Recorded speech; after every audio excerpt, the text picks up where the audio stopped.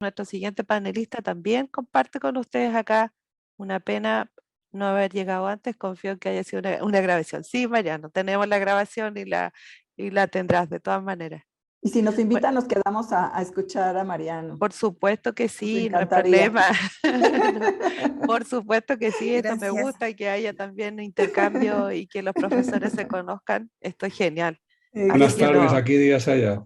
Colega, yo también ahí estuve Hola. estudiando en la Complutense de Madrid. Mucho gusto. Oh, espero que no fuera muy duro. En ningún Gracias. sentido, ¿eh? No, gracias. Hola Mariano, ¿cómo estás? Hola Jessica, ¿qué tal? Bien, bien, aquí estamos. Pues gran día inaugural, ¿no? Ay, sí, llegó el día, Mariano, llegó. Por fin. Después de tanta cosa, de tantas situaciones que han pasado. Bueno, aprovecho inmediatamente de hacer el cambio, el nexo. Le pido a nuestros participantes que por favor se pongan de pie, hagan un ejercicio de activación, se muevan, respiren, pidan que les traigan agüita o algo rico para seguir compartiendo con Mariano, porque es necesario también que el cerebro tenga una pausa, ¿no es cierto?, para continuar con la jornada. Bueno, yo aprovecho de presentar a Mariano, Mariano Fernández Enguita, es catedrático de Sociología de la Universidad Complutense de Madrid, autor de varias publicaciones y un profesor muy activo también en las redes sociales. Sus temáticas abordan el interés por investigar y publicar con relación a la educación, a las desigualdades en la educación, a la profesión docente, al aprendizaje y todos los desafíos actuales que conlleva enseñar y aprender en estos momentos, ¿no es cierto? Mariano es nuestro asesor específico en nuestro proyecto FDI, es uno de nuestros asesores y obviamente yo en particular acá le tengo un cariño especial porque él es, como yo se lo digo, es el padre de las hiperaulas. Él generó este concepto, lo acuñó y lo ha ido desarrollando. Por lo tanto, hoy en día nos acompaña de manera muy particular a presentarnos cómo la hiperaula es un desafío para romper el paradigma en el proceso de enseñanza en la educación superior. Así que toda la audiencia para ti, Mariano, y muchas gracias por estar acá. Muy bien, muchas gracias. Buenos días, buenas tardes, repito. Perdón por irrumpir antes, porque no sabía muy bien lo que me iba a encontrar y aparecía ahí como cuarta No, está cabeza en bien, pantalla, sin tener nada que está muy ver bien. con lo anterior, pero bueno, así nos hemos visto en vivo, por lo menos un instante, ¿no? Todos. Bueno, no creo que no tengo que explicar la gran satisfacción que es para mí ver nacer esta hiperaula, estas hiperaulas en Chile. Yo no sé si lleváis una solo todavía, pero sé que vienen más. Sí, Que con es verdad paciencia, que pero vamos a llegar a todo. sí, es verdad que yo he usado la palabra y estoy muy contento con ella, creo que sirve, lo explicaré un poquito antes, después, pero vamos, yo no he inventado las hiperaulas, ni mucho menos, simplemente le he puesto nombre o le he puesto otro nombre más a una cosa que ya estaba ahí en las universidades y sobre todo, esto hay que decirlo, fuera de las universidades, porque en esto de la innovación docente, pedagógica, el aprendizaje, pues yo creo que la velocidad es inversa al nivel educativo. Quiero decir que suele empezar por infantil, luego primaria no tanto, secundaria menos y la universidad bastante menos. No porque vayamos los más tontos a la universidad, ni mucho menos, sino porque, bueno, tenemos un público ya, digamos, descargado de todos los que no querían estudiar, tenemos un público cautivo, como casi todo el mundo, pero cautivo por interés, porque quiere el título, etcétera. Y además somos un sistema de gestión muy fragmentado. Es decir, poner de acuerdo a los profesores de una escuela infantil tiene sus problemas, en primaria también, pero claro, cuando vamos subiendo y llegamos a la universidad ya los sistemas de decisión son un poco enloquecidos, ¿no? Entonces, que un centro sea capaz de sacar adelante una iniciativa no es lo habitual. Yo debo decir que a mí me costó mucho en la universidad, por ser universidad, también por ser universidad pública, que es estupendo en algunos aspectos, pero tiene sus problemas, particularmente en los de gestión, y supongo que en algunos aspectos quizá haya sido más fácil, pero en otros también habrá sido épico o heroico hacerlo en la Universidad de San Sebastián y además hacerlo escalado, o sea, con con varios centros en los que hay hiperaulas y más cosas, porque está este diploma, esta diplomatura, diploma creo que la llamáis, y bueno, más cosas que acompañan, ¿no? Y también decir que yo creo que esa hiperaula va a ser mejor que la nuestra, básicamente. Gracias. Y que creo que os va a pasar a vosotros también más adelante, y así tiene que ser. Es decir, que los siguientes aprendan de lo que hemos hecho, que las tecnologías quizá hayan mejorado, hayan hecho algunas cosas más fáciles, que eviten nuestros errores en la medida en que los hayamos cometido y bueno, ya está. Se trata de seguir avanzando, no es una innovación para siempre, porque ninguna innovación va a ser para siempre en el periodo que viene, ¿no? En el periodo en el que estamos entrando. He titulado esto la hiperaula como paradigma para que me entendiera todo el mundo, porque yo sé que cuando se dice paradigma en la universidad, pues todo el mundo sabe que se quiere decir pues un nuevo enfoque, una nueva perspectiva, una cosa que no es simplemente una innovación que encaja con la anterior, sino que trata de cambiar un poquito todo, pero la verdad es que no era la mejor palabra, incluso es una palabra un poco cursi, pero he querido ponerla porque, o usarla, o por lo menos utilizarla para el título, porque lo que sí quiero plantear es que yo creo que hay que tener una visión de lo que se quiere con una innovación de este tipo. Porque no es una innovación más, no me refiero a ningún aspecto concreto, no me refiero a nada a lo que habéis hecho o dejado de hacer en particular, de lo que hiciéramos nosotros en su momento, sino que yo creo que estamos en un momento, en una coyuntura histórica en la que lo que está ahí delante es la transformación del sistema educativo, universitario o no universitario.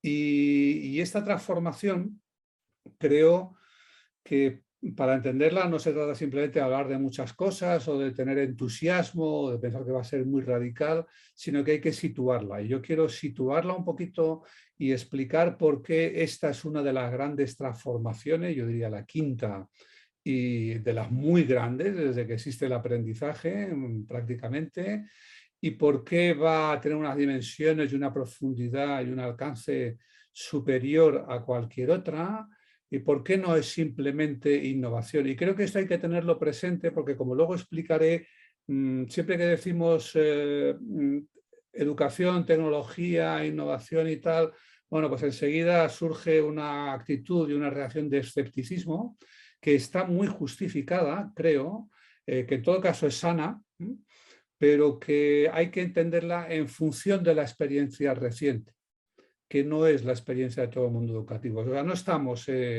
ante otras novedades respecto a lo que se planteaba hace un decenio, hace 2 o hace 3, sino que para buscar algo parecido a esto hay que retrotraerse, medio milenio aproximadamente o más, según donde quiera ir, ¿no? Entonces, bien, lo he llamado paradigma, pero la idea es que estamos ante una transformación radical que requiere una visión un poquito distante del proceso, ¿no? No pensar en función de qué me van a cambiar en el aula, ni cosas por el estilo, sino en función de todo. ¿Qué quiero decir con esto? Bueno, pues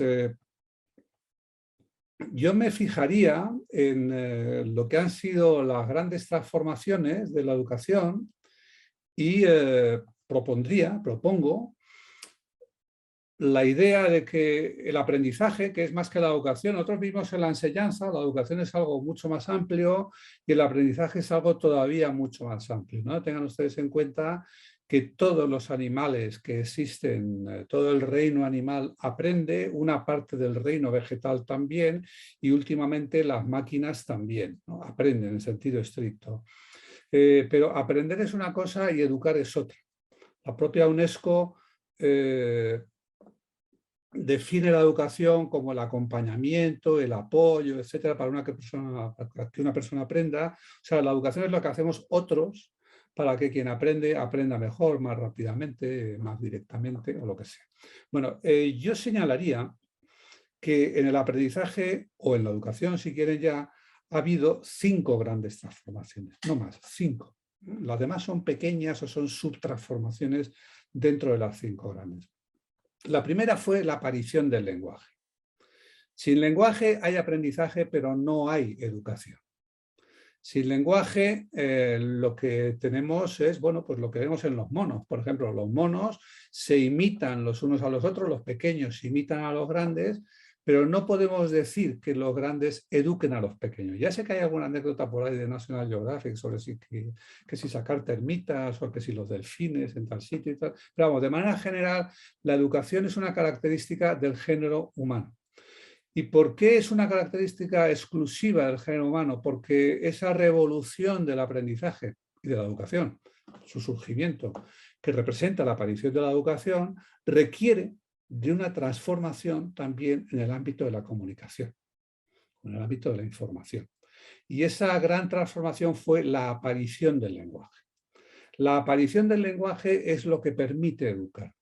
La aparición del lenguaje es lo que permite, en vez de tirar a un niño al agua y dejarle que se ahogue un rato al menos para sacarlo y que espabile, pues explicarle que no debe respirar debajo del agua o que nadar es más o menos así, etc. No, ya sabemos que no vale con una lección teórica, pero ayuda mucho dar unas indicaciones. O en vez de tirarlo al fuego, esperar que se queme, pues explicarle que el fuego quema. Eso es educar. En cierto modo, educar en gran medida es enriquecer, anticipar, adelantar la experiencia, ¿no? Que no llegue nuestro aprendiz, nuestro niño, por ejemplo, que no llegue solamente con los sentidos a aprender de la experiencia.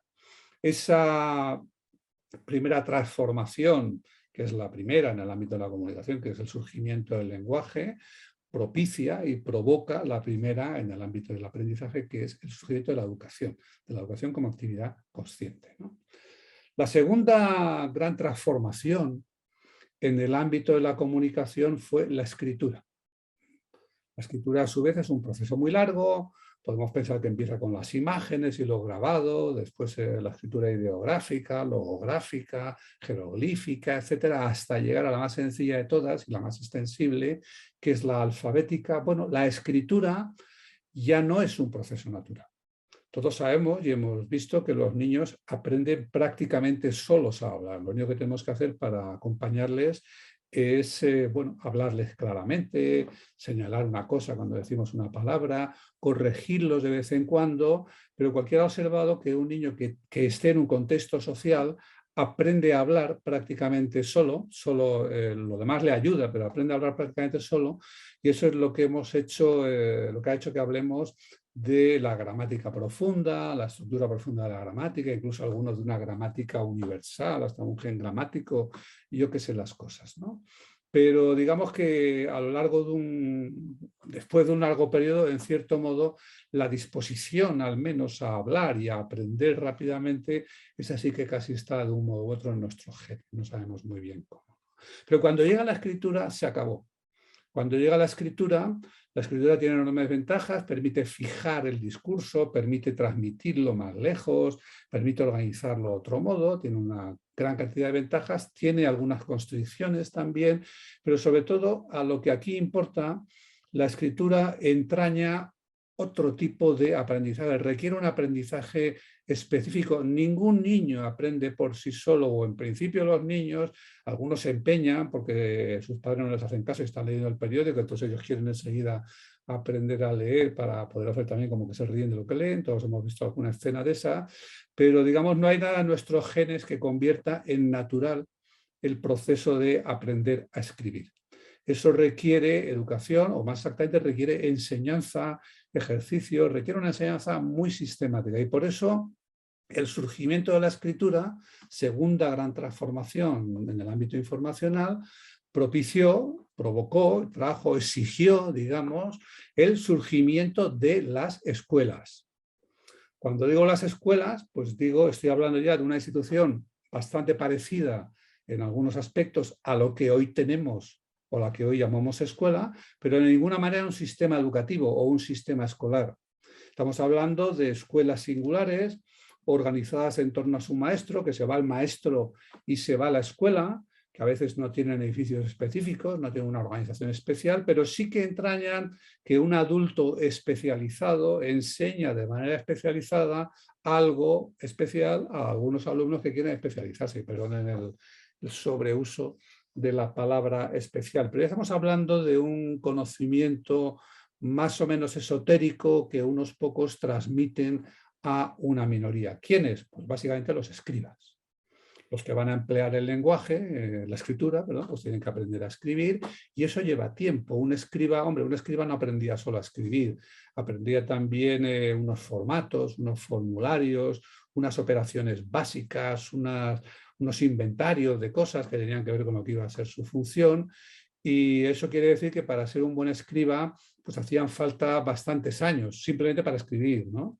Y luego para ser un escriba real y, bueno, ser fiable para reflejar o traer la literatura que exista o las órdenes regias, los decretos, las revelaciones divinas, pues eso ya requería mucha más destreza, mucha más formación y por lo tanto una formación más prolongada, ¿no? Entonces, pero esa segunda transformación, la escritura en la información, trae la segunda transformación en el mundo educativo, que es la escuela.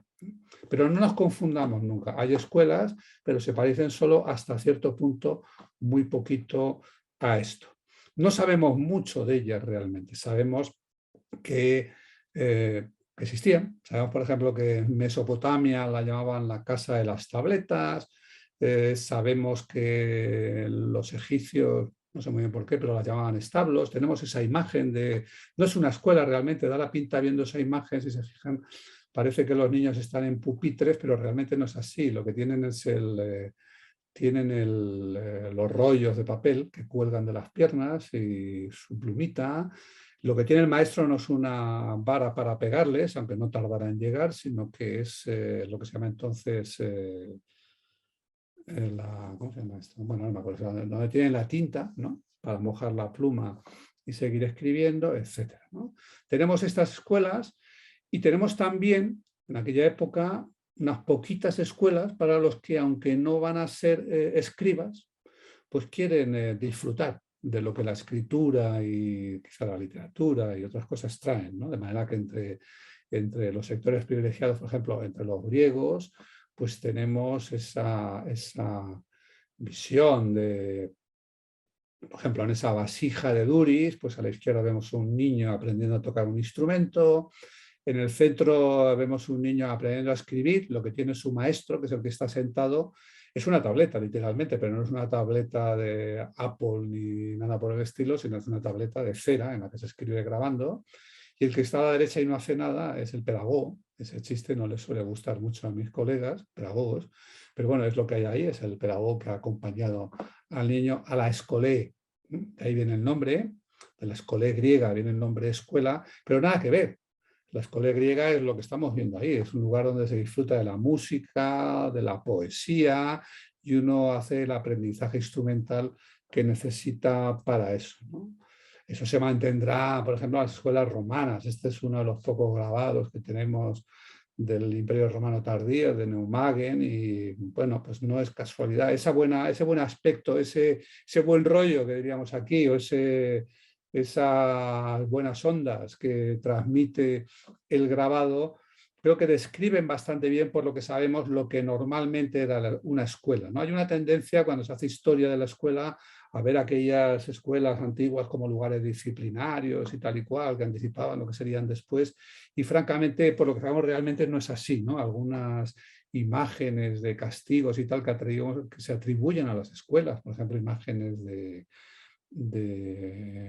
los romanos no son ciertas, ¿no? Lo que sabemos tiene más que ver con esto. Esta es una imagen de Neumagen del siglo IV y las descripciones que tenemos, por ejemplo, a través de los Hermeneumata, Pseudodositiana, que son unos libros de lengua de la época que describen aspectos de la vida cotidiana, pues responden realmente a esta imagen relajada, ¿no?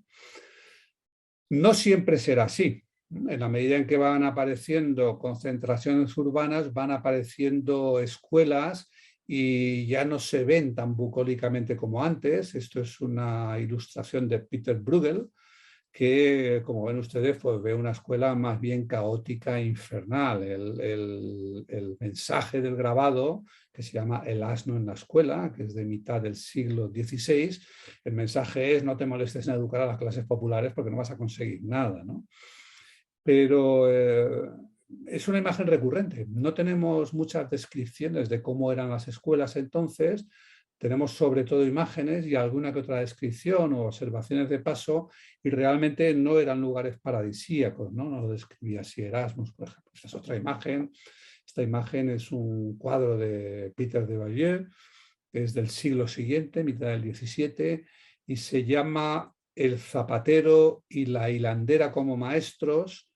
Y bueno, uno puede decir, bueno, es que no son maestros, son un zapatero y una hilandera, pero esa es la escuela de la época. Es decir, la escuela de la época lo que hace es custodiar, sobre todo a niños que por un motivo u otro no pueden estar con sus padres, o sus padres prefieren no estar con ellos, se ponen al cuidado de alguien que está lejos de ser lo que hoy llamaríamos un maestro, aunque alguno haya, y ese alguien puede ser simplemente quien tiene un taller y de paso vigila a unos niños, por ejemplo, un zapatero o una hilandera, ¿no? Pero esto no va a durar siempre. No va a durar siempre porque va a llegar otra revolución informacional, que esa ya nos pilla más cerca y somos un poquito más conscientes de sus consecuencias históricas. Esa otra revolución informacional va a ser la imprenta. La imprenta va a tener enormes consecuencias. La imprenta está muy vinculada a la reforma religiosa, al surgimiento del Estado moderno, al surgimiento de la ciudadanía, al desarrollo de las ciudades, al desarrollo de la industria, a la sustitución de la costumbre por la ley, del pensamiento mágico tradicional por el pensamiento racional, a la expansión de la cultura, etcétera, etcétera. La imprenta es todo eso, pero la imprenta es también, sobre todo, algo que va a tener consecuencias escolares. Este grabado que tenemos aquí, esta ilustración, pues es una ilustración está sacada de un libro de Comenio. A todo educador le debe sonar el nombre de Comenio. Comenio, Comenius, Comesquejo, Comensky, es un educador y un gran teórico de la educación del siglo XVII, comienzos del siglo XVII. Es el autor de la Didáctica Magna, que probablemente es el mejor resumen en la época de lo que según él debía ser y de lo que de hecho iba a ser en gran medida la escuela moderna, que hoy llamaríamos tradicional. Comenio es también el autor del Orbis Pictus, que es considerado el primer libro escolar y el primer libro de texto, las dos cosas, que son parecidas pero no son la misma. Y una ilustración que aparece en este Orbis Pictus, que era un libro mitad texto, mitad imágenes para los niños, diseñada por Comenio, pues una de las ilustraciones que aparece es esta. Y esta ilustración es ya lo que Comenio cree que debe ser un aula. Fíjense que aquí ya tenemos, porque esto no era común en la época, aquí ya tenemos al maestro con su libro, un gran libro, un libro que no pueden tener los niños, por lo tanto va a tenerlo solo el maestro, aunque el propio Comenio ya está haciendo libros para los niños. El maestro está en su cátedra, está tomando la lección a un niño, los demás niños están, bueno, pues con sus lecturas más pequeñas o esperando, pero aquí ya vemos algo muy parecido a un aula, muy parecido a un aula, muy parecido a una clase. Quizá lo que tenemos es dos clases en un aula, obsérvese que estos niños parecen más pequeños que los que están al fondo, pero ya tenemos esa configuración aproximadamente, ¿no? Y ya se anuncia, por tanto, aquí esa transformación escolar. ¿En qué va a consistir esa transformación? Esa transformación va a consistir en que, aunque la palabra escuela se mantenga, damos el salto de un puñado de escuelas, quizá para el 1 por 1000 de la población, o a saber, para un pequeño grupo, un puñado de personas, vamos a dar el salto de un puñado de escuelas a un sistema escolar. Ese salto realmente no es un salto, es un cambio de transformación muy larga. Podemos decir que empieza ahí, empieza en este periodo en el que estamos hablando de Comenio, etcétera. Empieza en el siglo XVII tímidamente, algún atisbo en el XVI, pero sobre todo en el XVII. En Europa, en la parte más rica del mundo, va a tardar hasta finales del siglo XIX y en otras partes del mundo hasta bien entrado el siglo XX. Quiero decir que todavía ayer estaba entre los objetivos del milenio de la ONU y la UNESCO. Y en este periodo pues aparecen una serie de conceptos que hoy no son familiares, pero entonces son enteramente nuevos y que suponen una reorganización radical del aprendizaje, la educación y la escuela. Es lo que nos va a llevar del puñado de escuelas a el sistema escolar. Y aparecen ahí nuevos conceptos que hoy no son familiares, pero entonces eran francamente novedosos. La idea, por ejemplo, de tener un manual o de tener un libro de texto, pues era nueva. No es que no hubiera libros más extendidos que otros o más comunes que otros. Por ejemplo, la gramática de Donato pues era un libro muy utilizado. Y por supuesto la Biblia o el Corán, es decir, los libros sagrados lo eran. Pero lo que se va a desarrollar va a ser una idea más sistemática de qué es y cómo debe ser un manual específicamente hecho para la escuela o un libro de texto, una cartilla escolar específicamente destinados a ella, ¿no? Ahí son esenciales nombres como Ramus o Ramé, que se latinizaban todos los nombres entonces, o el propio Comenio, ¿no? Ahí va a surgir la idea del currículum. El currículum, pues la palabra es antigua, pero la vemos por primera vez más bien en los textos de Ramos, es decir, ya en el siglo final del XVI-XVII, donde empiezan a aparecer esquemas de en qué orden se deben enseñar las cosas, por qué va primero esto, después aquello, después lo de más allá, etcétera, ¿no?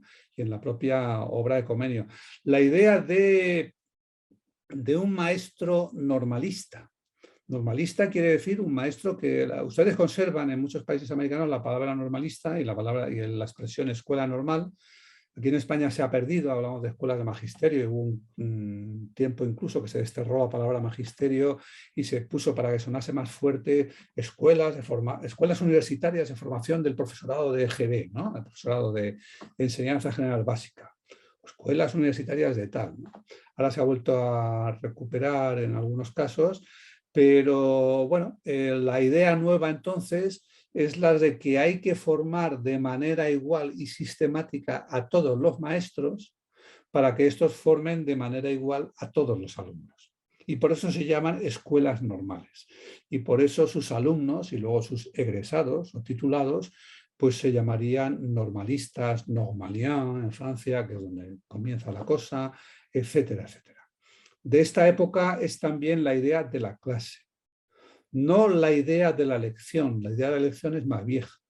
La lección, como su nombre indica, si nos detenemos en él, pues es la lectura de un libro que el maestro tiene y los alumnos no, y por eso se lo lee. Pero la idea de la clase, aunque nosotros la utilicemos metonímicamente como sinónimo de lección, sinónimo del lugar donde está el grupo, sinónimo de la franja horaria en la cual impartimos o estamos con sus alumnos, la idea de la clase es sobre todo lo que es literalmente. Una clase es una clase. Una clase es un grupo dentro de una clasificación. Por lo tanto, una clase es el producto de una clasificación que hacemos de los alumnos y que dice estos son de primaria, estos son de secundaria, o estos son el primer grado, este el segundo, etcétera. Es la expresión de un nivel. Es lo que veíamos en ese grabado de Comenio, del Orbis Pictus, en el que vemos que los alumnos son muy parecidos y que unos están haciendo una cosa y otro grupo está haciendo otra. Tenemos, por tanto, dos clases dentro de un aula. En este periodo va a surgir la idea de simultaneidad. La idea de simultaneidad para nosotros será por descontado, ¿no? Contamos las mismas cosas a los mismos alumnos al mismo tiempo. Para eso estamos una hora y media con ellos, lo que corresponda, o en primaria pues 3 horas, 4 o 5, depende de lo que esté cada maestro o cada profesor, pero la idea era tan nueva, que en su tiempo y durante, bueno, aproximadamente un siglo, se habló de escuelas o de enseñanza simultánea. Se puede hurgar, seguro que en sus bibliotecas los hay también, pero yo he hurgado aquí, por ejemplo, en las bibliotecas de la Institución Libre de Enseñanza o de la primera Facultad de Pedagogía o en el Museo Vives de Obras de Educación, etcétera, etcétera. Y hay muchos manuales que eran manual de enseñanza para la enseñanza simultánea. O algunos decían para la escuela mutua y simultánea o la enseñanza mutua y simultánea porque eran dos modelos o incluso se podía tratar de mezclarlos, ¿no? Pero lo interesante es que era la novedad. Y como era la novedad, y a todo el mundo le parecía una novedad un poco anómala, pero ¿cómo vamos a enseñar simultáneamente a todos? Si enseñamos simultáneamente a todos y pretendemos que aprendan simultáneamente, pues para unos será poco tiempo y para otros será demasiado. Unos llegarán para ese nivel que queremos y otros llegarán sin él o con más. Por lo tanto, eso no va a funcionar, pero se impuso. Se impuso y fue parte de la configuración de lo que hoy llamamos sistema escolar, ¿no? De esa época es también la idea de la graduación. Por graduación entiendo la idea de que no la titulación o el egreso final de los alumnos con su título ya graduados, ¿no? Sino la graduación de las enseñanzas o la gradación de las enseñanzas. Es decir, la idea de que hay un primer curso, un segundo curso, un tercer curso, llámense cursos, niveles, grados. Por ejemplo, en inglés, pues el curso es todavía grade, ¿no? En otras lenguas pues hablamos de curso, no decimos grado, pero la idea es la misma, ¿no? Fíjese que esto no es lo mismo que la secuenciación. Uno puede decir que en matemáticas la suma debe ir antes que la multiplicación, o al revés, o uno puede decir lo que quiera y tendrá razón o no. Eso es secuenciar. No dice que hay que estar en un grado para aprender esas cosas o en un curso para aprender esas cosas y no otras, y que para aprender las otras haya que estar en otro curso. La graduación es una idea en ese sentido nueva en la época. Y la graduación por edad también, porque tampoco es lo mismo. Graduación no es lo mismo que secuenciación y graduación por edad no es lo mismo que graduación. En las universidades medievales, por ejemplo, pues podía haber una graduación en algunos aspectos de la enseñanza, en muchos, y sin embargo se podía entrar con cualquier edad. Pero en las universidades actuales hay que entrar con un título de secundaria, y eso es ya otra historia. Eso ya es la graduación por edades. Y ya consideramos que la edad normal de entrar a la universidad pues es la que sea, 18, supongamos, ahora, ¿no? Si entras más tarde, pues es tarde. Y si entras pronto, pues eres precoz, o lo que sea. Y esto aplicado a la enseñanza primaria y secundaria, pues tiene efectos tremendos que todos ustedes conocen, ¿no? Y no solo efectos del año, sino que es que ya sabemos, vamos sabiendo cada vez más los tremendos efectos que puede tener que todo el mundo entre en el mismo mes del año, septiembre en España o que sea en otros países, en otros usos horarios, pero gente que ha nacido en enero, febrero, en marzo, etcétera, o hasta diciembre. Y que a esas edades se llevan una diferencia en meses, pero claro, esa diferencia en meses a los 5 o 6 años, pues es el 10% de edad o el 15% y puede significar mucho en términos de maduración, ¿no? Y la graduación por edad, en todo caso, es un instrumento de normalización. Si tienes tal edad, debes ser capaz de aprender estas cosas. Si no eres capaz de aprenderlas o si no las aprendes porque no eres capaz o por lo que sea, entonces te etiquetaremos como tal o cual. Y bueno, el epítome de todo esto y la expresión física y material de todo esto es el aula. El aula. El aula, de ahí que yo haya centrado tanto algunas ideas en torno al concepto de hiperaula, por un lado, o como titulé un libro anterior, Más escuela y menos aula, que algunos dirán, bueno, este quiere menos aula ahora y luego quiere hiperaula. Bueno, todo tiene su explicación, ya llegaremos. Pero lo que quiero decir es que el centro, el núcleo de la escuela es el aula.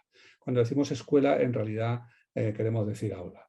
¿Cómo es que la escuela de hoy es tan diferente de la escolé de los griegos, aquella tan libre, con música, poesía, deportes, etcétera, etcétera? Bueno, porque su centro ha pasado a ser el aula. Que en castellano suena muy bien, en español suena muy bien, aula. Incluso suena áulico porque bueno, hay una filología de las palabras que hace que tenga ese doble significado, pero en ese sentido la palabra es más sincera en inglés o francés o en alemán, ¿no? Donde no dicen aula, dicen classroom o dicen salle de clase o dicen Klassenzimmer, ¿no? Y seguro que otras lenguas relacionadas, vamos, seguro no, con seguridad, lo hacen también, y que literalmente quiere decir la sala de la clase. La sala de clase que no quiere decir la sala donde yo doy clase o la sala donde se dan las clases, quiere decir la sala de esa clase. Los que hemos dicho que están en tercero, la sala de los de tercero, la classroom de tercero, es el aula, ¿no? Por eso el aula expresa toda esa esa forma de organización. Pero el aula va a llegar lentamente, es decir, esa escuela moderna, entre comillas, para bien y para mal, ese nuevo sistema educativo va a llegar lentamente. Ahí lo tienen ya, ahí lo tienen en el siglo XIX, eso es una imagen de los lasalianos, nos puede gustar más o menos, pero ya ahí tenemos a todos los alumnos organizados, aunque hay cierto movimiento, pero ya vemos ahí que lo fundamental es que los alumnos están en sus pupitres, los pupitres miran todos al profesor, el profesor está en la tarima, está soltando la lección, los alumnos deben estar atentos, es decir, es una especie de sistema en el que uno habla a muchos, perdón, un sistema del que uno habla a muchos, que es el aula moderna que va a tardar en llegar. Va a tardar en llegar no solo porque requiere una transformación del sistema educativo, sino también porque, claro, lógicamente está ligada a economías de escala. Por ejemplo, esto es más difícil en las pequeñas escuelas rurales, pero claro, la humanidad se va urbanizando rápidamente, cada vez más rápidamente, ya la mayor parte de la población del mundo vive en ciudades, incluso en grandes ciudades, y con ellas puede llegar efectivamente este tipo de aula. Este aula ya representa una forma de organización, ¿no? Tiene sus ventajas. Si lo miramos desapasionadamente, podríamos decir, bueno, para bien y para mal, esto es la educación low cost. Esto es la manera de hacer llegar el preceptor o el colegio latino a los pobres, al conjunto de la población. Si no es con esto, no llega. No podemos, o la humanidad no podía en esa época, poner preceptores a todos los alumnos como quería Rousseau, ¿no? Podemos tener un Jean-Jacques para cada Emile.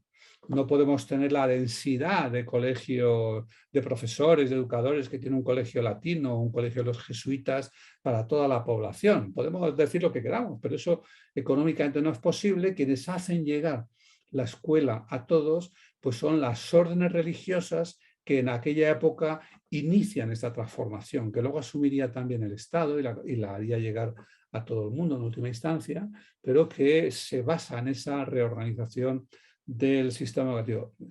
Ahora bien, eso entraña un sistema y un ecosistema, que es el que favorece la imprenta y el que articula y vertebra el sistema educativo o escolar hoy ya tradicional, con el cual tenemos tantos problemas.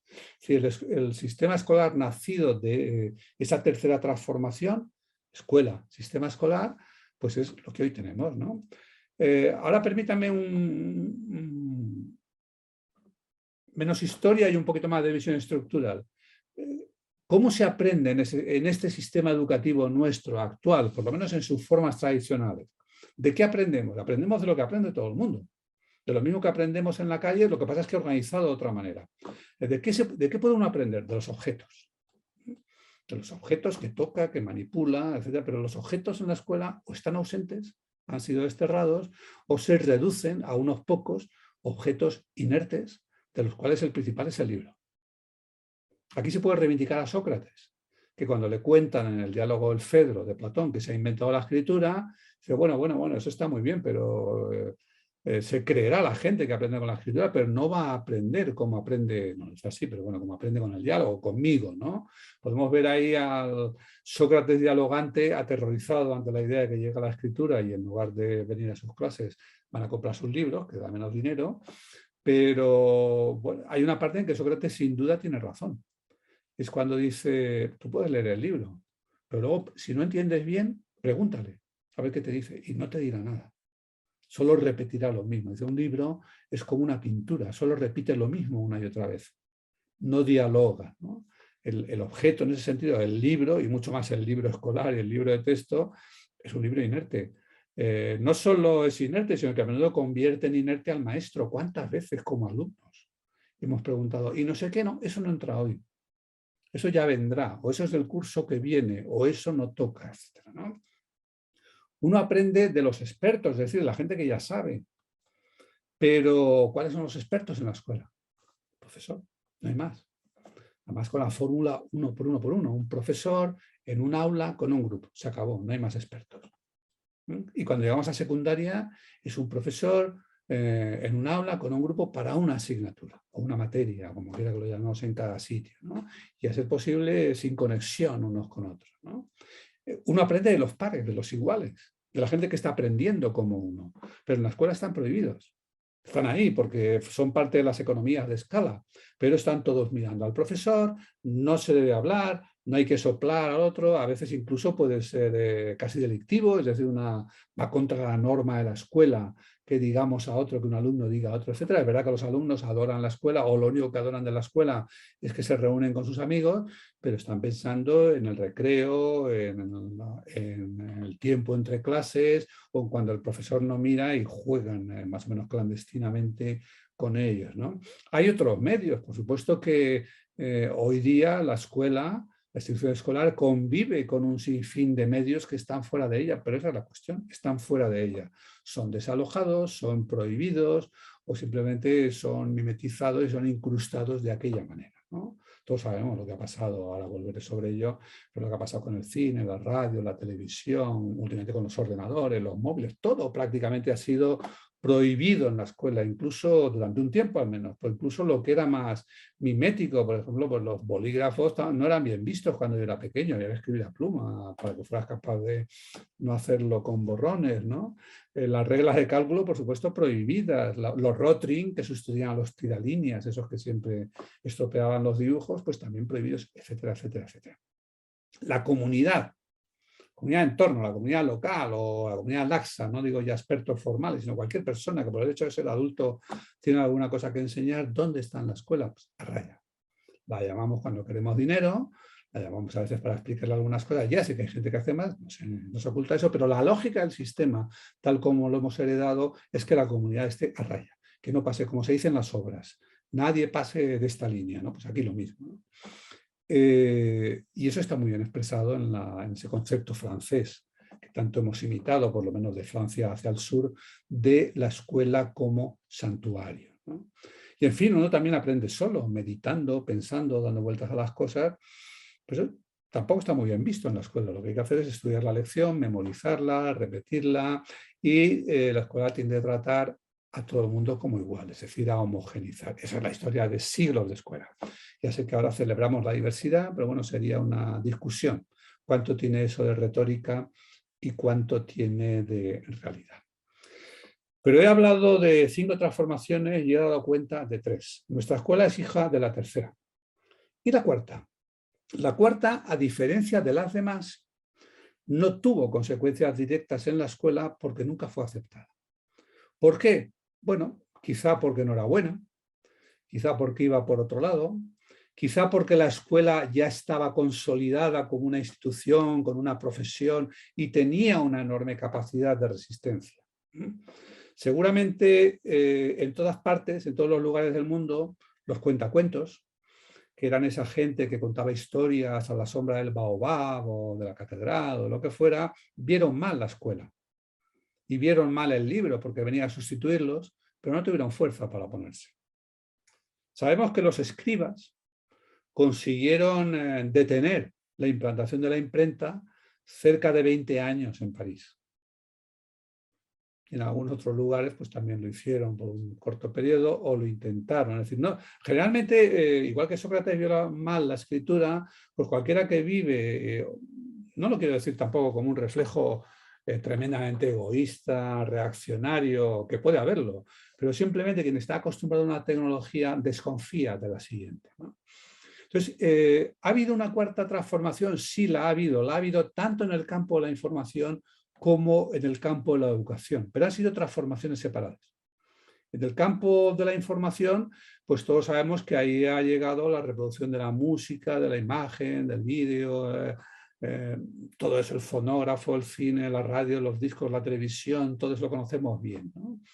Y en el campo de la educación no pasó nada en este tiempo, sí pasó, pero lo que pasó fueron otras cosas. Entonces hemos tenido esto, esta cuarta transformación, por un lado trae tecnologías electrónicas y por otro lado trae en el ámbito educativo, trae sobre todo el paso de la primaria universal a la secundaria universal. Y este paso de la primaria a la secundaria bueno, es el acceso a una nueva etapa que tiene otra estructura, otro tipo de enseñanza, de aprendizaje más abstracto, distinto, etcétera. Pero claro, tiene otros problemas. Tiene otros problemas. Ese acceso es más complicado, plantea la cuestión de si todos a la misma secundaria o a distintas, la discusión de la comprensividad, plantea el problema de que se queden hasta el final, hasta el punto de que, por ejemplo, Emmanuel Todd, un demógrafo francés, dijo una vez que el gran éxito del 19 había sido la generalización de la escuela primaria, es decir, la demostración de que la escritura, que parecía un saber esotérico y solo para sacerdotes, era algo, podía ponerse al alcance de todo el mundo, y el gran fracaso del siglo XX había sido el de la secundaria. Y bueno, creo que la expresión es demasiado drástica, pero tiene un punto realista. Es decir, todavía hoy estamos discutiendo si la secundaria debe ser la misma para todos y distinta, qué grado de fracaso escolar, qué grado de éxito, qué grado de retención, qué grado de abandono, etcétera, etcétera. Y por lo tanto hemos tenido dos grandes transformaciones, pero una de espaldas a la otra. Desde el punto de vista de quienes trabajan en el ámbito de la información, la escuela ha sido vista cada vez más como, bueno, McLuhan dijo, como una mazmorra medieval. Es decir, como una cosa atrasada, aburrida, que sigue existiendo porque tiene presos a los alumnos, porque tiene un público cautivo, el concepto viene de entonces, años 50 o así, y es cierto en gran medida, y es cada vez más cierto. Y por otro lado, el mundo, lo que ocurría en el mundo de la información, desde el mundo de la educación, era visto como con desprecio. Eso es lo banal, lo ignorante, lo que solo significa entretenimiento, lo que nos acerca del verdadero saber, de la sabiduría, del aprendizaje, la distracción para nuestros alumnos, etcétera, etcétera. Creo que todos hemos vivido eso, ¿no? Tanto lo uno como lo otro. Por lo tanto, ha sido un par de transformaciones en las dos áreas sin ninguna sintonía entre ellas, sin ningún alineamiento entre ellas, como el que en su momento existió entre la imprenta y la escuela para la formación, el desarrollo del sistema escolar, ¿no? Y ahora, bueno, vale la pena, fíjense ustedes, no es que no hubiera intentos. Se intentó por ejemplo, introducir en la escuela las llamadas máquinas escolares o máquinas de aprendizaje o máquinas de enseñanza. Personajes como Skinner, Presi y otros elaboraron máquinas de enseñanza que permitirían una cierta individualización del aprendizaje y la enseñanza para los alumnos. Y bueno, pues duraron un tiempo y salieron por la puerta de atrás rápidamente, ¿no? Edison prometió que el fonógrafo, Edison, nada menos que Edison, es decir, que no era tonto, pero él anunció que el fonógrafo sustituiría a la escuela, sustituiría a las escuelas, porque se podría repartir las mejores clases, los mejores discursos del mundo para todos los alumnos, ¿no? Y efectivamente se introdujo el fonógrafo y se introdujo la radio. La radio tuvo un momento de brillo, de hype, como diríamos ahora, de bombo, fue anunciada bombo y platillo como lo que iba a cambiar la escuela. Y en esa imagen, por ejemplo, pues pueden ver ustedes un aula, una radio, pero lo que vemos es lo mismo de siempre. El aula es la de siempre y donde debía estar la maestra, ahora hay una trompetilla, un fonógrafo, en este caso es una radio, pero es lo mismo. Es decir, la organización social es la misma, solo que la voz es otra. Es lo mismo, pero más rígido, porque el fonógrafo no ve si los alumnos tienen cara de aburrimiento o de interés, si están mirando para otro lado, si ponen cara de no enterarse de nada o de enterarse de todo, o de querer más de eso o menos, etcétera, ¿no? Y así siguió. La televisión tuvo su momento. Esto es una clase de C.C. Clarke, que fue el gran innovador de la televisión escolar. Bueno, pues la televisión tuvo su papel allá donde no era posible hacer llegar a los maestros, a los profesores de secundaria, pero fue también pasajero. Y como ven ustedes en esa imagen, pues otra vez 3/4 de lo mismo. Es decir, es el aula de siempre, solo que en lugar de un profesor, pues tenemos un pequeño aparato de televisor y un técnico, un par de pequeños aparatos de televisor y un técnico, ¿no? Y bueno, pues mucho interés por la novedad, pero nada más, ¿no? El cine. También el cine iba a sustituir a la escuela, porque ¿cómo no íbamos a decirlo? ¿Cómo no iba a darse la tentación tan rico en imágenes, ¿no? Unas historias tan fantásticas, etcétera? pues se introdujo en las aulas, pero 3/4 de lo mismo. El aula de siempre, pero mirando una pantalla en vez de mirando a un profesor y el profesor detrás o el técnico manejando el proyector, ¿no? Luego llegó la informática, que fueron 3/4 de lo mismo. Esto es lo que implantó hace 20 años o más la Junta de Extremadura, una región española, en las aulas. Vamos a poner informática en las aulas, pero dejó el aula de siempre. Vamos, de hecho, no es que dejara el aula de siempre, es que la reforzó, porque para que los ordenadores no se cayeran, pues los incrustaron en las mesas y las mesas las atornillaron al suelo. Entonces, una imagen para mí poderosa de cómo el aula, o sea, la vieja arquitectura en el sentido organizativo, también físico, o la vieja gramática, o la gramática profunda, o la estructura profunda, como quieran ustedes llamarlo, de la escuela, es capaz de absorber cualquier tecnología. Esto es mejor. Esta imagen para mí es la caída del caballo, si quieren.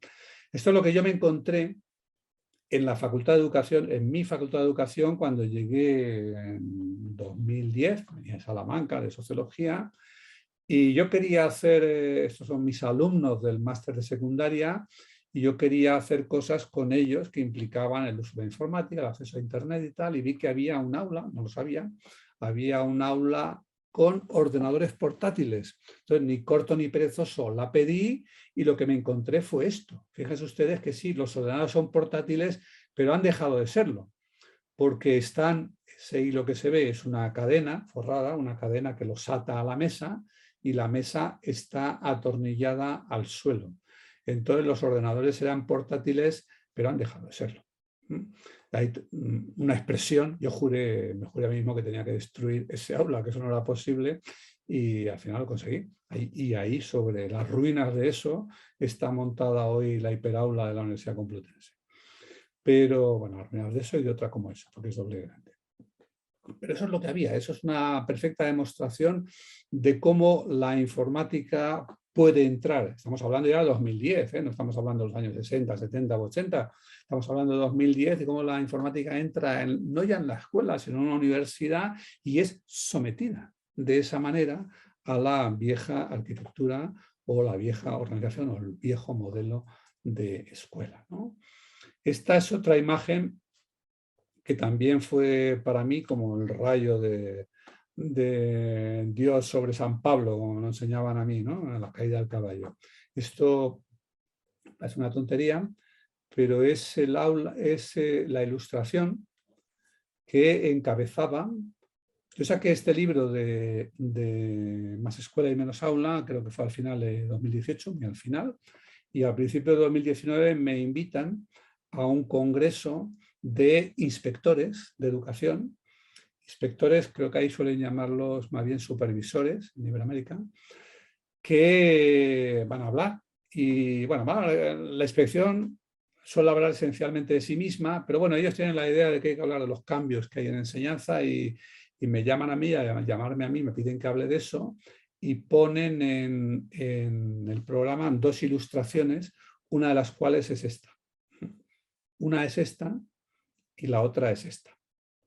Y para esos inspectores, este aula que tienen delante, que es un cuadro de Albert Anker de los últimos años del 19, de 1988, 89 o algo así, ¿no? No recuerdo exactamente. Es un aula se llama The Dorfschule, la escuela rural, la escuela de la aldea. Ven ustedes que es una escuela muy tradicional. Se pueden ver cosas muy tradicionales en ella, como la separación de niños y niñas, las cosas distintas que parecen hacer unas y otros, pero por lo menos es una imagen viva. Pero es que la anterior, bueno, ¿esto qué es? ¿Realmente esto es el futuro? La busqué y la encontré en internet. Y era una fotografía que se titulaba El aula digital en tiempos de Wikipedia. Y además la encuentro en un instituto de estudios sobre Internet. No doy más detalles porque da igual y no quiero perder tiempo. Bueno, hurgando y buscando, al final lo que encontré es que era un aula de secundaria de mi país, en Valencia, donde simplemente habían instalado una PDI, una pizarra digital teóricamente interactiva, y el profesor tomaba esa imagen,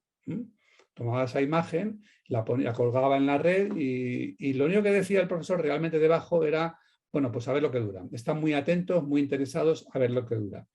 No me extraña que dijera eso, porque francamente yo prefiero este aula tradicional.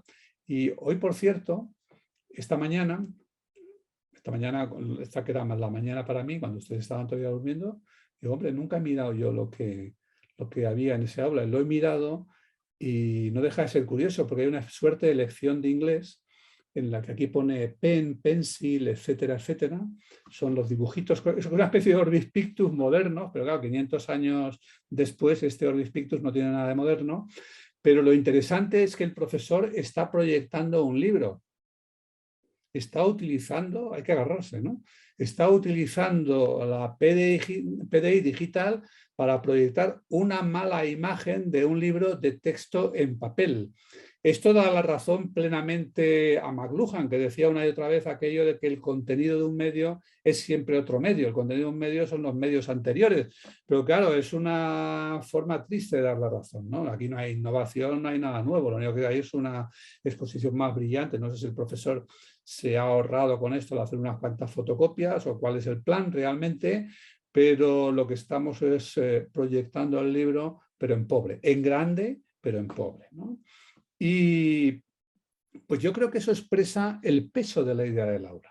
El peso de la idea del aula que lo hemos visto por todas partes, ¿no? Aquí tienen ustedes, por ejemplo, esta imagen, seguro que la han visto alguna vez, es como un dibujante en el año 1990 y muchos, 1890 y muchos, para la exposición de París, hace dentro de una serie de dibujos sobre cómo será el mundo dentro de 100 años, representan cómo cree que será la educación en el año 2000, 100 años después, y ya ven ustedes que aquí tenemos el sueño de Matrix. Es decir, los alumnos no tienen que leer ni nada por el estilo, sino que, bueno, todavía no es una píldora roja, lo que les da la omnisciencia, pero sí son unos libros que el maestro o lo que sea mete en una trituradora y que les llega, no sé si como... No debe de ser leídos, porque entonces los libros no deberían triturarse, sino seguramente por alguna suerte de ondas o algo así, pues les entra en la cabeza y se ahorran estudiar. Pero lo interesante es que a pesar de todo ese avance tecnológico, siguen en formación de aula. Siguen haciéndolo todo como si estuvieran en el aula de antaño, ¿no? Y yo creo que esto expresa el enorme peso. Aquí cabría aplicar una vieja expresión de Marx, aquella de el peso o el legado de las generaciones muertas oprime como una pesadilla el cerebro de los vivos. No se refería a la educación, pero es plenamente aplicable, ¿no? ¿Pero qué ha sucedido ahora? Pues lo que sucede es que ha llegado y se ha desarrollado en unos decenios de forma enormemente rápida la informática, el software, los aparatos, la internet, etcétera, etcétera, y el ecosistema ha cambiado. Nosotros nos aferramos al sistema, podemos mantener el sistema dentro de las paredes del aula, sobreviviéndose a sí mismo, pero el ecosistema en general cambia, y en algunos casos cambia el sistema, que es en lo que estamos, o en lo que queremos estar algunos. Yo creo que somos muchos ya, deberíamos ser muchos más, pero somos muchos, y es en lo que está la Universidad de San Sebastián, en lo que está esa hiperaula, y en lo que está mucha más gente, ¿no? ¿Qué es lo nuevo? Lo nuevo es que esos objetos, la escuela se llenó de objetos inertes y expulsó cualquier otro, pero ya nos rodean por todas partes objetos que son cada vez más interactivos. Son móviles, esos ordenadores, etcétera, interactúan con nosotros, interactúan cada vez más, ¿no? Esos objetos mismos, esa tecnología, nos pone más cerca a otros expertos. Es posible que por motivos presupuestarios no podamos tocar a más de un profesor por cada 25 alumnos o 25 alumnos por aula o 20 o lo que sea la ratio, que parece ser a veces el único gran problema del sistema educativo. Y efectivamente modificar las ratios es muy, muy, muy caro y muy difícil, pero llegar a más expertos ya no es tan difícil, porque justamente las tecnologías lo permiten, ¿no? Hay que celebrar, bueno, lo estamos haciendo ahora.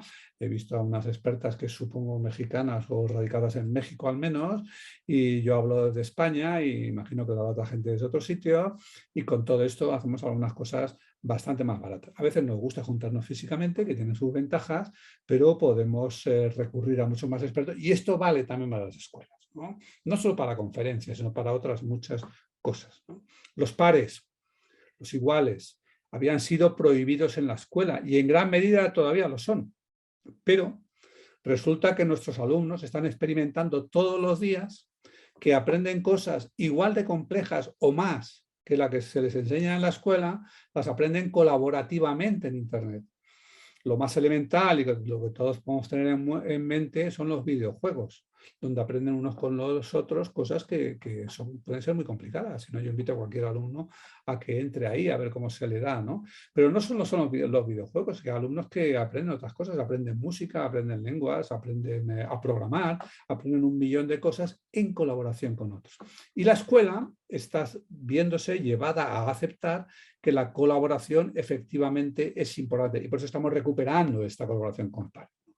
Los medios al ser digitales, pues ya podemos utilizarlos todos. La comunidad, que la teníamos prohibida, pues ahora la empezamos a incorporar muchas veces también por la misma vía, ¿no? Y el propio ego, pues ya hoy día vivimos en esta celebración de la creatividad. Bueno, pues todo esto, este ecosistema cambia y está forzando que cambie también el propio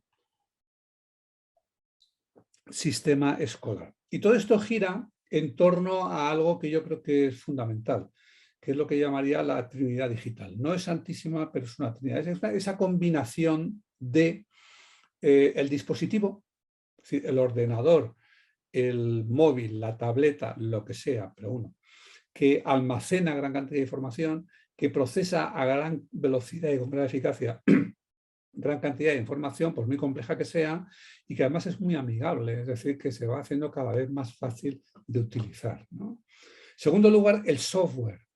El software que actúa, que funciona como un metamedio, es decir, como un medio de los medios. El software que soporta la música, el texto, bueno, la música del audio en general, el vídeo, la imagen estática.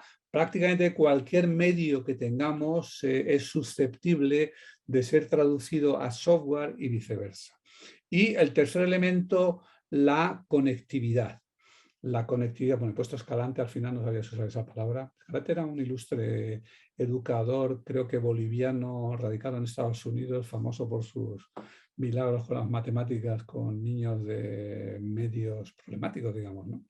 Bueno, escalante o escalable, la conectividad que permite la colaboración, que nos permite llegar a cualquier fuente de información, de conocimiento. Esa combinación de las tres cosas reunidas, el dispositivo, el software y la conectividad, no sé muy bien cómo llamarla, un compacto, un pack, un artilugio, lo que ustedes quieran, eso es lo que crea realmente un ecosistema muy nuevo. Y por cierto, y esa imagen de ese señor, algunos lo conocerán y otros no, pero ese señor es Alan Kay, que es el que discurrió esta historia ya a finales de los 60 y principios de los 70 y se empeñó en construir esa cosa que tiene en las manos, que se llama el Dynabook, que es eso. El Dynabook es esa tríada en un solo aparato. Entonces no era aplicable a las escuelas, pero ya se parecía a lo que tenemos ahora.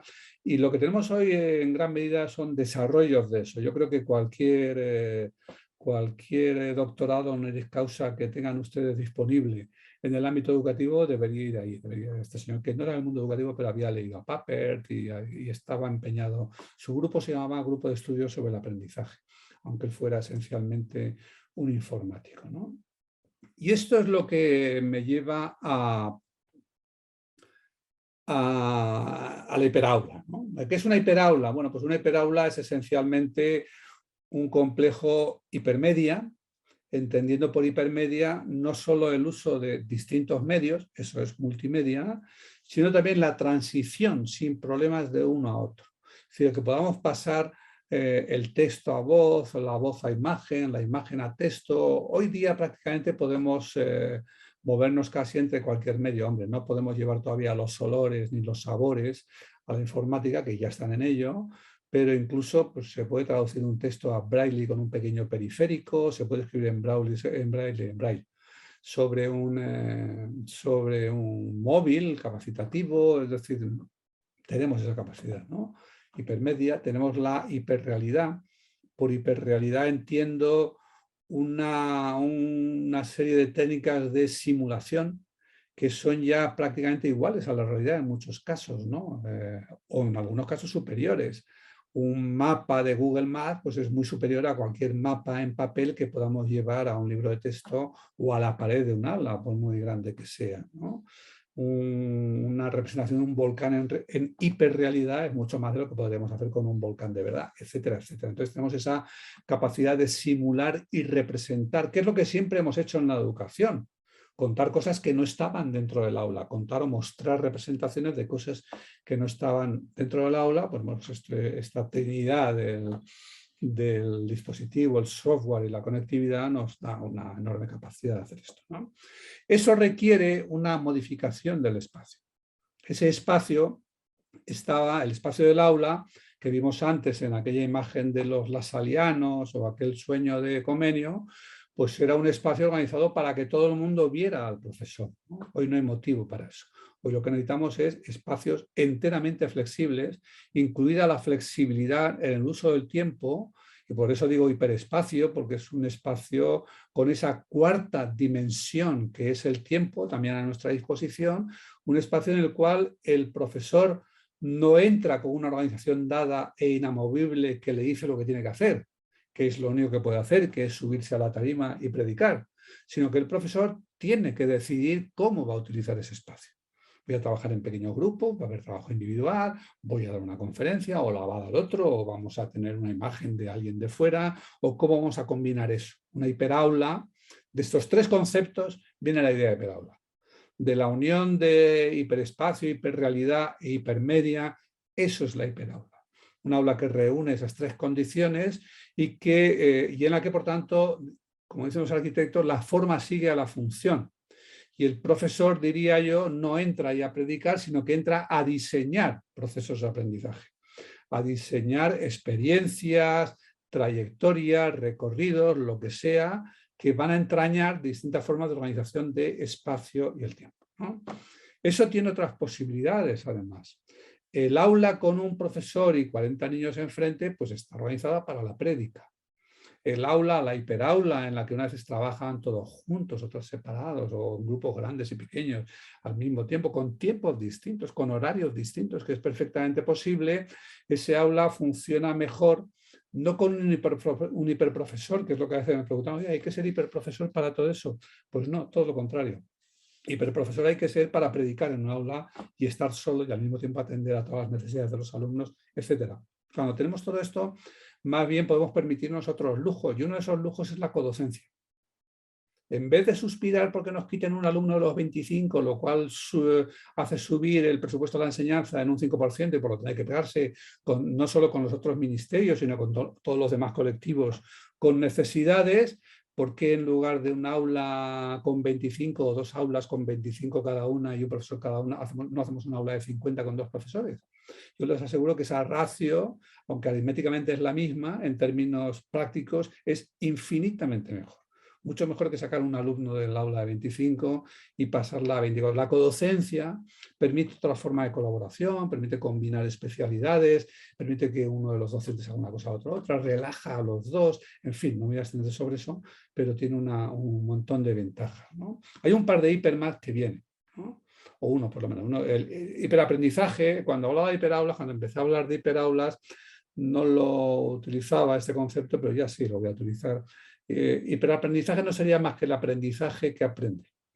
Igual que hiperhistoria, según Floridi, es este momento en que ya las máquinas no solo registran la información, sino que la tratan y toman decisiones para nosotros, y tenemos que estar muy pendientes de eso y ser muy conscientes de ello y tratar de controlarlo y diseñarlo. Pues estamos ya a las puertas de un sistema en el que nuestro proceso de aprendizaje o el proceso de aprendizaje de cualquier alumno enseña a la institución o enseña a la máquina o enseña al profesor qué pasa con ese alumno. Esto que suele llamarse sistemas de tutorización inteligente, que tiene sus virtudes y tienen sus riesgos, pero no es el día de hablar de ello hoy, pero esto está llegando, se está desarrollando, va a avanzar muy rápidamente y los profesores debemos saber de ello, ¿no? Y la próxima será la cibordocencia. La palabra es peor, pero es la docencia con cibor, es decir, en parte cibernética y en parte orgánica. A mí me habría encantado, en lugar de buscar las diapositivas para la presentación de hoy y algún dato más y tal, haberle dicho a Watson for Teachers, que es un programa que ya existe, pero yo no lo uso. Le he dicho, Watson, búscame entre mis diapositivas, las que tienen que ver con Hiperaula, o búscame información sobre tal o cual en Internet. Y entonces no espero que me dé la presentación completa, pero me ahorraría una parte de trabajo y luego yo sobre eso, como todavía soy más intuitivo, no digo más rápido, pero sí más intuitivo que Watson, pues con eso prepararía la presentación final. Y eso lo vamos a tener pronto, ¿no? Es decir, que no solo tendremos codocencia con otras personas, sino también con máquinas, ¿no? Y esa es para mí el panorama. Estamos efectivamente en esa gran transformación. La hiperaula es, yo creo, un paso muy importante en ella. La hiperaula en cualquiera de sus versiones, en la nuestra, la vuestra y las que vendrán, ¿no? Pero no estamos ante una cosa que va a cambiar y se va a parar ahí. Le gusta decir a Manuel Castells que no vivimos una época de cambio, sino un cambio de época. Yo diría completamente de acuerdo, siempre y cuando entendamos también que la época a la que cambiamos es una época de cambio.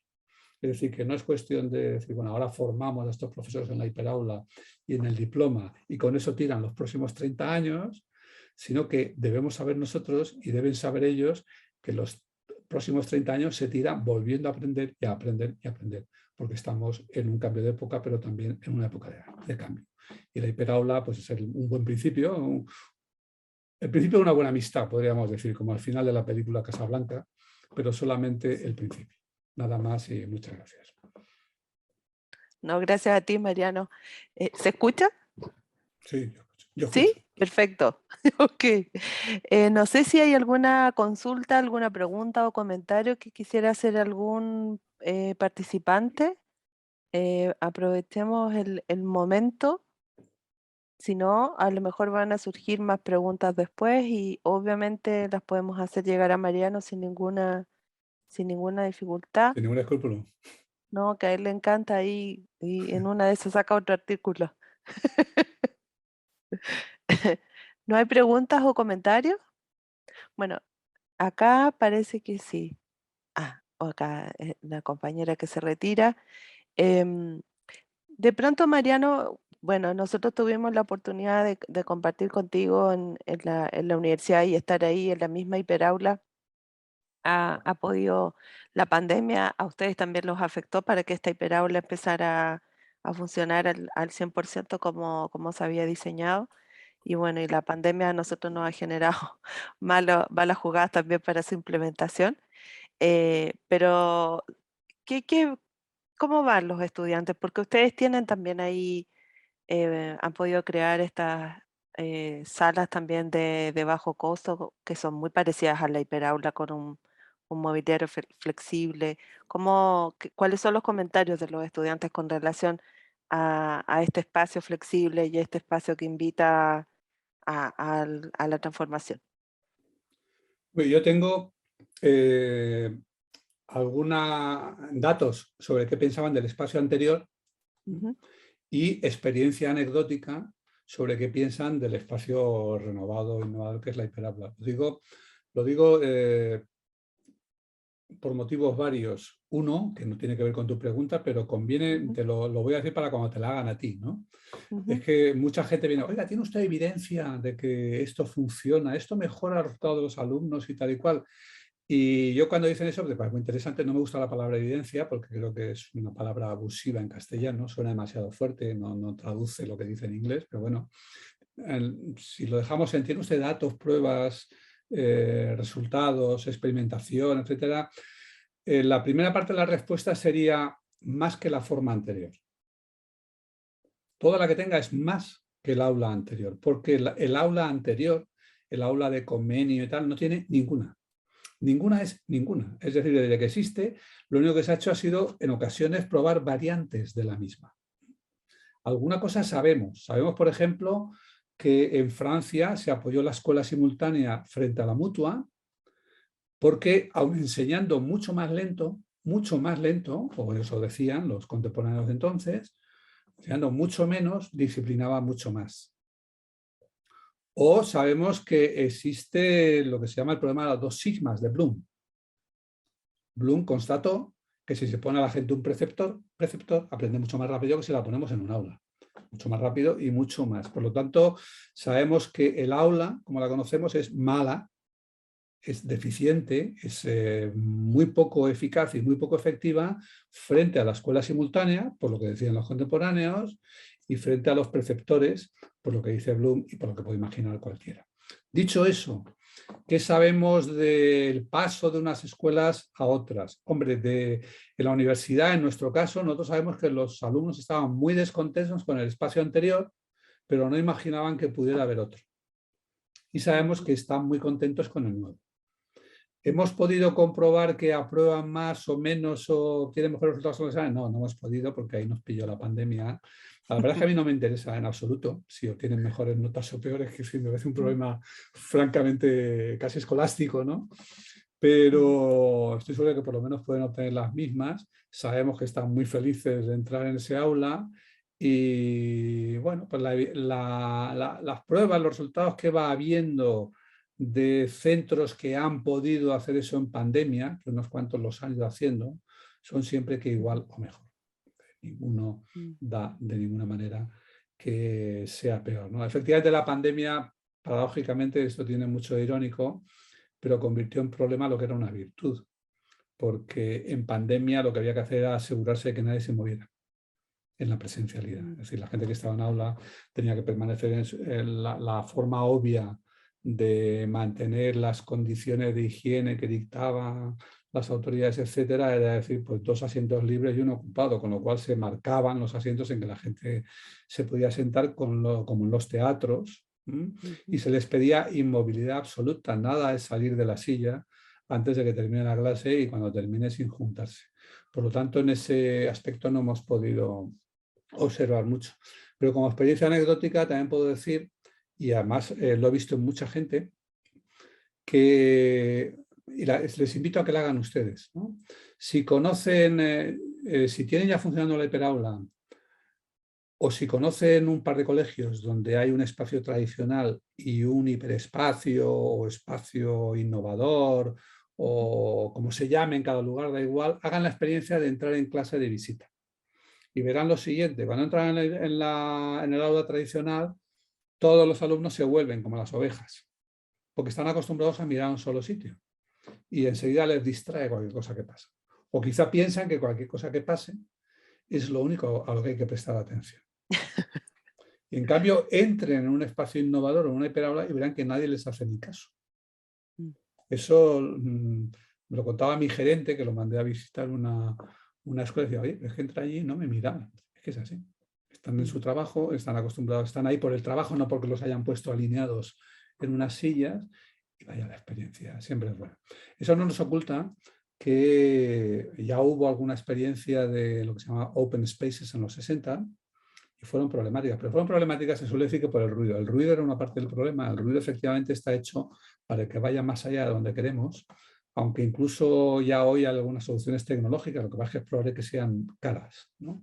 Se llaman, por cierto, hipersonido, o sonido holosónico o focalizado, que hace que se pueda mandar con altavoces a solo un sitio y no a otro, ¿no? De manera que la gente le parece que está junta y va a oír lo mismo y sin embargo está oyendo cosas distintas, ¿no?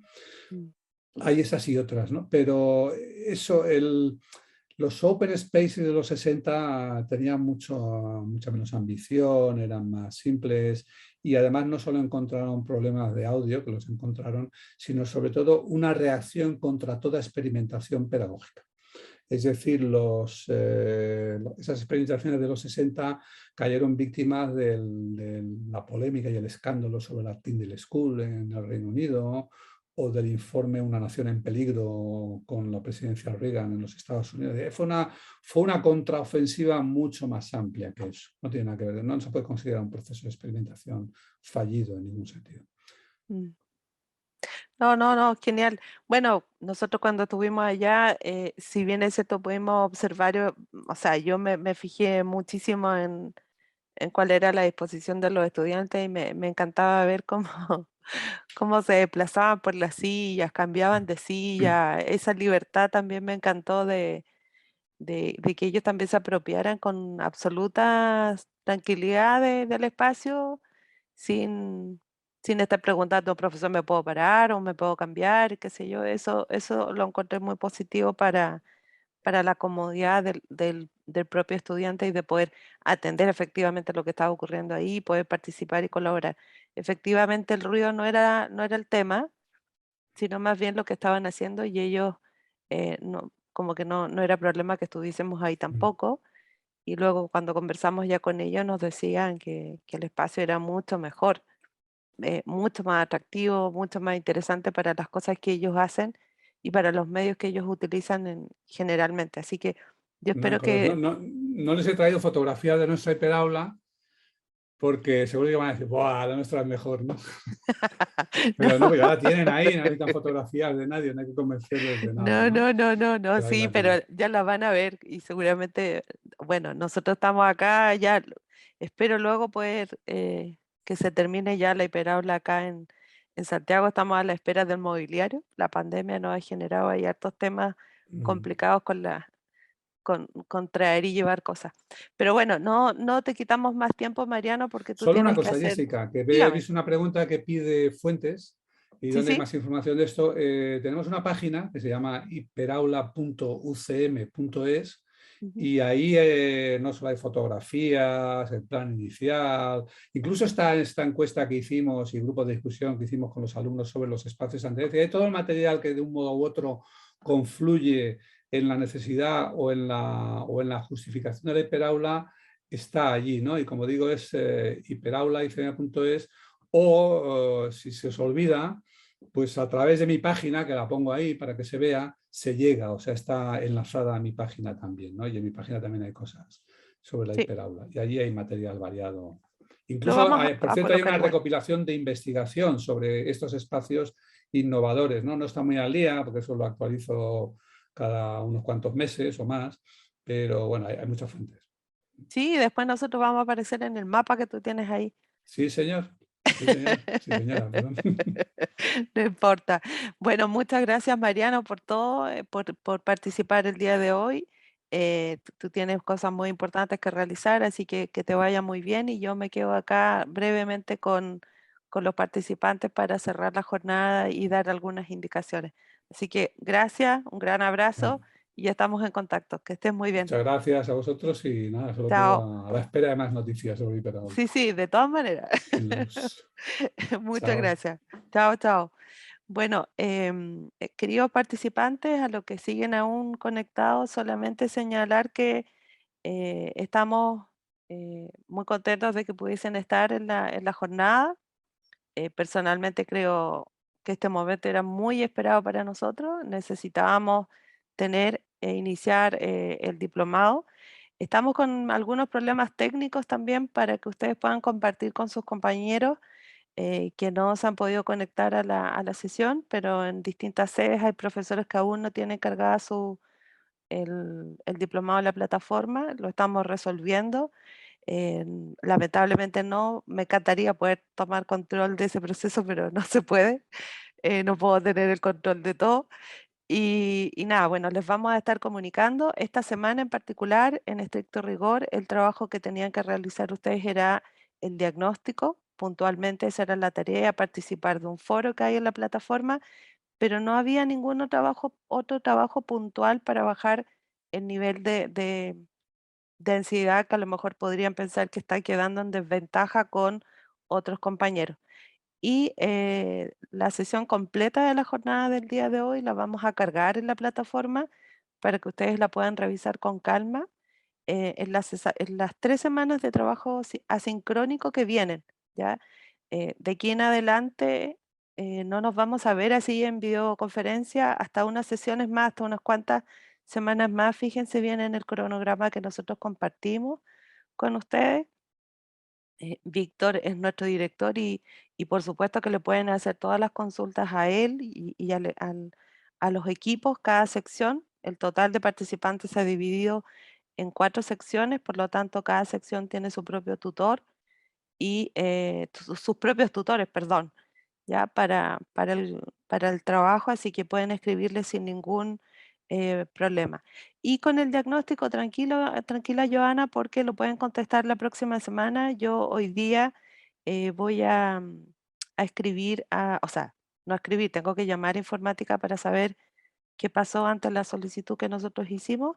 Y nada, pues y ahí nos vamos a seguir contactando para que todos puedan seguir el ritmo del diplomado. Lo fuerte ya comienza en la tercera semana del diplomado. Las 2 primeras semanas no es que sean relajadas, pero la idea era paulatinamente ir tomando el ritmo. Así que les pido paciencia, les solicito paciencia y al mismo tiempo tranquilidad, que nadie se va a quedar en desventaja. Recuerdo lo que dijo Víctor al inicio, este es un diplomado que está centrado principalmente en la reflexión y ya luego van a ir conociendo una reflexión activa, por favor, no pasiva, ¿ya? Víctor, si tú tienes algo más que decir y podemos cerrar sin ninguna dificultad la jornada del día de hoy. No, solo agradecer la participación de los que han estado, de los que se mantienen conectados y eso, nos seguiremos viendo en otros espacios con sus tutores. De a poco van a ir comprendiendo como la dinámica que, como la describí hoy día, es bastante atípica respecto a lo que cada uno de nosotros ha vivido, pero claro, partimos desde la innovación, desde este proceso formativo en adelante, así que ahí atento a las instrucciones, cualquier consulta también conmigo o con sus tutores y eso, sigamos en este camino y sáquenle el máximo Sí. de provecho. Eso. Sí, así que muchas gracias. Yo quiero agradecer en nombre del equipo del proyecto FBI de la facultad, agradecer al equipo del diplomado y a ustedes también por conectarse. Reciban nuestras noticias denos unos días de tolerancia para ir revisando el proceso con informática y nada, pues ya prontamente van a poder estar todos trabajando sin dificultad en el diplomado. Colaboración, ánimo, transferencia, harta energía. No tenemos muchos desafíos que tenemos que ir trabajando en la facultad y en nuestras clases, y me incluyo porque yo soy profesora igual que ustedes, no, también voy a tener que aceptar desafíos para ir transformando mi propia práctica en la carrera con mis estudiantes. Así que el desafío para todos nosotros. Muchas gracias a todas, a todos, que estén muy bien, éxito, descansen este fin de semana y sigan pensando en todos los desafíos que nos dejaron nuestros panelistas. Que estén muy bien. Hasta luego. Que estén bien. Hasta luego.